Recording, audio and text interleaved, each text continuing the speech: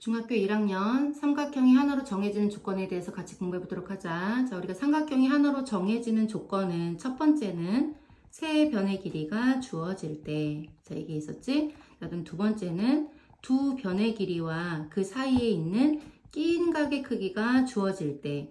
자, 세 번째는 뭐냐면 한 변의 길이와 양 끝각의 크기가 주어질 때. 자, 이럴 때 우리가 삼각형이 하나로 정해진다 그랬지, 그치? 자, 그런데 무조건 세 변의 길이가 주어지거나 또는 두 변과 끼인 각이 주어지거나 한 변과 양 끝각이 주어지면 무조건 정해지는 건 아니라고 했지, 그치? 자, 조건이 있었는데 세 변의 길이가 주어졌을 때는 우리가 세 변이 이렇게 있으면 가장 긴 변이 있을 거야, 그치?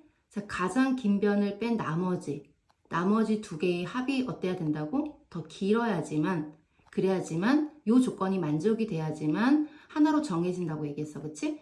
자, 그 예를 들어서 이런 경우지. 뭐 2, 3, 4. 짧은 거 두 개를 더했더니 5야. 4보다는 크지? 이럴 때는 되지. 그런데 예를 들어서 2, 3, 5. 두 개를 더했는데 같아. 이럴 때는 같아도 세 변의 길이가 주어졌다고 해서 하나로 정해지는 건 아니라고 했지. 그치? 자, 이런 거. 자, 그 다음에 두 변과 끼인 각일 때는 우리가 이 끼인 각이 반드시 끼인 각이어야 돼.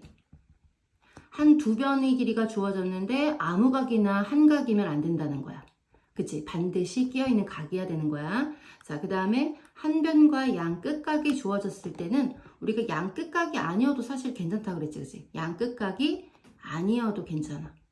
그런 아무 각이나 두 각이어도 상관없다는 얘기야. 자, 그런데 어때야 되냐면 이 두 각을 더했는데 180이 된다든지 또는 180보다 어떠면 크면은 안 되겠지, 그치? 그럼 나머지 한 각이 존재할 수 없으니까. 자, 이 조건들을 생각하면서 문제를 해결하면 돼. 자, 여기 1번 보니까 두 짧은 변 두 변을 더했을 때 11이야. 그럼 같아도 된다, 안 된다? 안 된다. 그래서 1번은 하나로 정해지지 않겠지? 자, 두 번째, 각만 주어지는 거는 정해지는 조건에서 없었어. 그래서 얘도 안 되는 거지. 세 각만 주어지면 무수히 많이 그릴 수 있어.